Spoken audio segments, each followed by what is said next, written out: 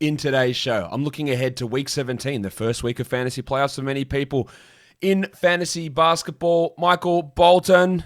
Thanks, Josh. It's Michael Bolton here, and it's time for another episode of the Locked On Fantasy Basketball Podcast. Let's get to it. Let's get to it, indeed. You are Locked On Fantasy Basketball, your daily fantasy basketball podcast, part of the Locked On Podcast Network.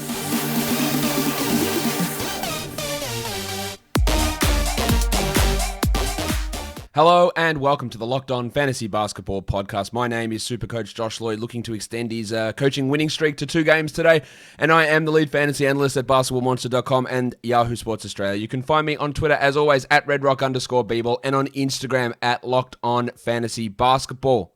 Fantasy playoffs, we're here, for most people anyway. So we're going to be looking at week 17. It is a week set up for streaming. It is a very interesting week where decisions need to be made. Let's talk about those decisions right now, and we'll start off by looking how the week plays out. 19 teams,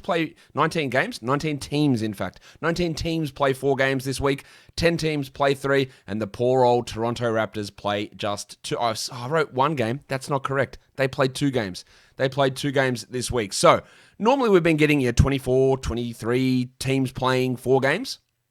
But it is spread out a little bit more this week, where you don't have that situation where the vast majority, it still is the majority playing 4, but the vast majority playing 4 games. So that decision of everyone's playing 4, so my guys that are playing 3, that decision's, to sit those 3 isn't automatic. With a lot more guys playing 3 and with the Raptors playing 2, some sit decisions need to be made during this week, a little bit more than what we've had in the past couple of weeks, but an interesting split up of games there. If we go through the teams that do play the 4, the Wizards, Cavs, Nuggets, Pacers, Bulls, Spurs, Heat, Hawks, Warriors, Pistons, Celtics, Nets, Sixers, Suns, Hornets, Blazers, Grizzlies, Rockets, and Bucks. They all play 4 games. The Raptors have their 2. That leaves the Kings, Thunder, Clippers, Jazz, Knicks, Pelicans, Magic, Wolves, Mavericks, and Lakers with 3 games. But before you start panicking, oh God, I picked up a Thunder player. Oh, how stupid. I picked up a Magic guy. They've only got 3 games. As you all know, in a daily changes league, volume of games is equally as important as when those games take place, which we are going to talk about, because 3 games out of a Magic player off the waiver wire might be 50% better than 4 games out of a Chicago Bulls player off the waiver wire, because when those games take place is vitally important. And let's have a look at how the week shakes out, because it is a week set up extremely well for streaming. 9 games on a Monday, that's probably not a great streaming day.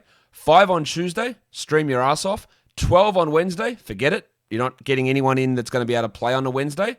And then the last 4 days of the week, bang, we are off. 6 games on Thursday, 7 on Friday, 8 on Saturday, 7 on Sunday. Stream those 4 days. And that is unbelievably good for a playoff series, because, again, when you're towards the end of the week, you see how the categories are shaking out, you see what you need, and you've got the ability to add players on those days and get them into your active lineup to really attack or defend the categories that you need to attack or defend. So 5 streaming days. Might even be a 6th, but this means you have to be extra careful, because if you've got 4 ads for the week, you got 5 ads for the week, and there's minimum 5 days that you can actually add players and use them, you've got to be judicious with who you add, when you add them, and getting 2-for-1s is so important. Adding a player who you might add once on a Tuesday, and then they play Tuesday, Thursday, Friday, 3 games for 1 ad, amazing value. Whereas if you don't add that player there and you add them on Tuesday, then you drop them and you add someone Thursday, that's 2 games for 2 ads. It's a waste of time. It's a waste of resources. So finding that team who plays those 3 games through that period as well, I think is vitally important. But you know what, guys? You don't even have to find that team, because I'm going to tell you who those teams are that play those 3 games across those days that don't include the Wednesday. And the team that you're looking for there's one of them. It's the Charlotte Hornets. You pick up a Hornets player, which is quite interesting because Jalen McDaniels is floating around. You add him. Vernon Carey, is he around? I don't know what the hell they're doing at centre, but I do know that Vernon Carey played all of the minutes and Bismack Biyombo played like 8 and Cody Zeller didn't play at all. And yes, PJ Washington Jr. wasn't around, but Carey was a guy that was featured on my permanent monsters. And I said, look, this is probably not going to pay off, but their centres are Zeller and Biyombo. If at some point they say, screw this shit, they're not playing, and we have to play Carey, he's going to have fantasy value. I don't know that that's going to continue because when Washington comes back and has an impact there.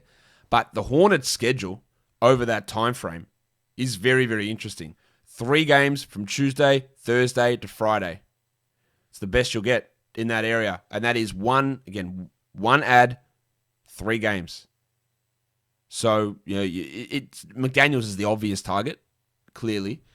But you could get some other options in there as well. Just we'll see what happens with that Vernon Carey situation, which is really, really intriguing to me. All right, so let's have a look at the teams we're streaming. The Hornets, they're the best schedule. 4 games, all on low volume days.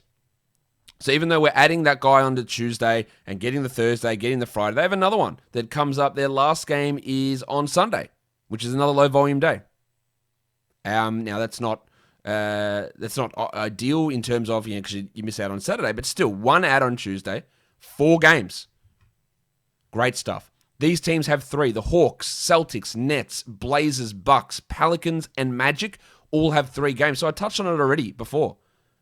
The Pelicans and the Magic, they have 3 games, and you look at it and you go, bloody 3 games.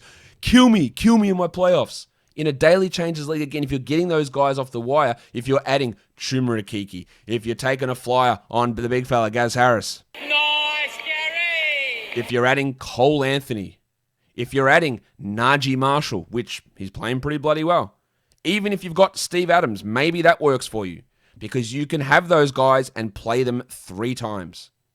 3 times. Whereas a Thunder player who has 3 games, they play Monday, Wednesday. You might not even use that guy. So Pokuševski, Baisley, the C-parter, Moses Brown, Tony Bradley, Lou Dort. Like, who knows who it is? You might actually use them once for the 3 games. The Warriors with their 4 games, you might add Kent Bazemore. You might add Kevon Looney and use them twice. So it's not as good as a 3-gamer for a Magic player, a 3-gamer for a Pelicans player. So as I said, the Thunder, they have 1 quality game. Woof. The Jazz, they have 1.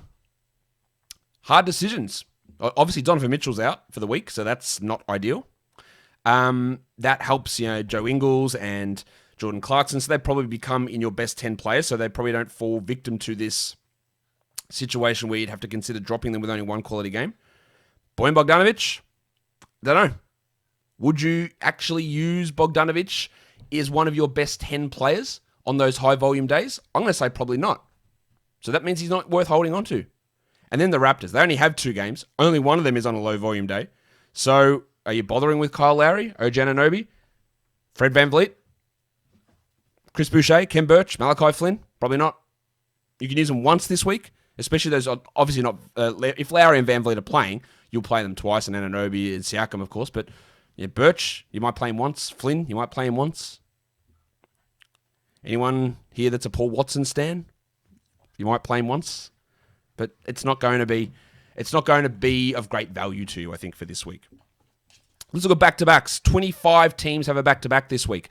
The Miami Heat, the Atlanta Hawks, Phoenix Suns, Sacramento Kings, Indiana Pacers, Houston Rockets have 2 back-to-backs. Shit news for John Wall, who will rest some, I would say. Maybe he rests both back-to-backs. I don't know. Not much else that needs to be worried about too much. Victor Oladipo's out anyway. He'd be the only real rest candidate there. The Hawks might be getting guys back like DeAndre Hunter, John Collins. Would they rest back-to-backs? And they've got 2 of them. That could be a worry. Will Miles Turner sit on back-to-backs for the Pacers when he returns? Will Rashawn Holmes sit on back-to-backs when he returns? That's something you've got to pay attention to for this week. If we look at how we look at streaming for the week. Tuesday, Thursday. Talked about the Hornets already. They play the Tuesday, Thursday. They also play the Thursday, Friday. The Blazers have the Tuesday, Thursday combo, the Pelicans and the Magic. So, again, if you're not adding a Hornets player on that Tuesday, which you should be, you look at a Blazers guy, you look at Enes Kanter. If Yusuf Nurkic, and he is available in some leagues for some reason, you add him. Do you add Anthony Simons if Damian Lillard remains out? The Pelicans, we've talked about those guys. We've talked about the Magic players already. Then on the Thursday, Friday combo, there's only 2 teams who have that back-to-back. The Hornets and then the Celtics. Now, if the Rock DJ Robbie Williams remains out with his knee injury, Tristan Thompson becomes intriguing, doesn't he? Well, you don't have to answer that because I'm answering it for you. Yes, he does. So he could be a stream option for you on that back-to-back. The Friday, Saturday, you got 3 teams who have got that back-to-back. The Denver Nuggets, Monty Morris, great value, should be added anyway, but he is also dealing with a hamstring injury. So is Facu Campazzo someone we look at. Does big Aaron Gordon come back into our calculations? He probably has to on that back-to-back at least. Miami, Trevor Ariza, Kendrick Nunn, Tyler Hero, Goran Dragic, all those guys. Houston, Jay Sean Tate should be rostered. Kelly Olynyk should be rostered. Cousin Kev, he should be rostered. But other guys can pop up quite clearly there. And then there's only one team that ends the week on a back-to-back, and that is the Milwaukee Buckaroos. Now, what you do with those guys, it's who do you add? It's probably only Portis, but maybe it's Bryn Forbes, maybe it's Jeff Teague. If you're really questioning your life choices and down on yourself, maybe you go to Jeff Teague, and he'll just make you feel worse about yourself and your life choices. But that's what we could do. Paddy Connaughton, perhaps on that back-to-back, but that's the only team that has that back-to-back there. So that's the way you've got to be looking at it. Again, lots of opportunities for streaming, lots of back-to-back opportunities for this week that you have to be paying attention to, and you have to be maximizing games in the playoffs. And this is a great opportunity to really put full throttle onto your streaming chops for the week. Front and back load. Giggity. For the first 4 days of the week, the Bulls, the Spurs, the Pistons, the Suns, and the Sixers play 3 games in 4 nights. But remember, the 2 high-volume games of the week occur in those first 4 days, Monday and Wednesday. So while that might seem appealing on the surface, you might not actually use those guys. But what it does mean is that those teams, like the Bulls, like the Spurs, they have one game in the back half of the week. In that Friday, Saturday, Sunday, there's one game in those 3 days. So fringe players you have there, whether that's a Daniel Tice, maybe it's Thad Young, Kobe White, Keldon Johnson, if for some reason you're still holding, then the value of those guys drops off. The Raptors, of course, have one game in the first half of the week. And then the back end, the Hornets, the Celtics, and the Bucks, 3 games in the final 4 days of the week. We've covered those teams already, but there's a bunch of teams that from Thursday through to Sunday play one game. Utah, Clippers, Thunder, Knicks, Kings, Raptors, and Wolves play one game from Thursday to Sunday. You want to maximize that, and they are the days, guys. They are the days where you are looking to stream. They are all streamable days, Thursday, Friday, Saturday, Sunday, and players from the Jazz, the Clippers, the Thunder, the Knicks, the Kings, the Raptors, the Wolves have one game. You've got to make hard decisions. If you aren't going to win the playoffs, some of these guys, you need to give them the ass. Jaden McDaniels, Jack Armstrong, what do we do? Get that garbage out of here! That's Jaden with a D from the Timberwolves. Get him out of here. Alexei Pokusevski, Darius Baisley, Lou Dort, Moses Brown. Piss off. Utah Jazz. Jordan Clarkson, maybe he's out of there. Bojan Bogdanovic, sure. One game in the back end, he's gone. The Clippers, Nick Batum. Ivica Zubats. Reggie Jackson, get rid of him. The New York Knicks, Reggie Bullock, Alec Burks, Emmanuel Quickley, Alfred Payton, Derrick Rose. Maybe Nerlens Noel. Literally one game in 4 nights. See you later. The Sacramento Kings. Your mate, Hassan Whiteside. The world. The Pencil, Harrison Barnes. Some of the times you're going to have to make decisions which seem stupid on the surface, but when you can get 4 games out of a roster spot versus 1, and it doesn't matter, but I need Barnes for next week. If you're not there next week, it means nothing.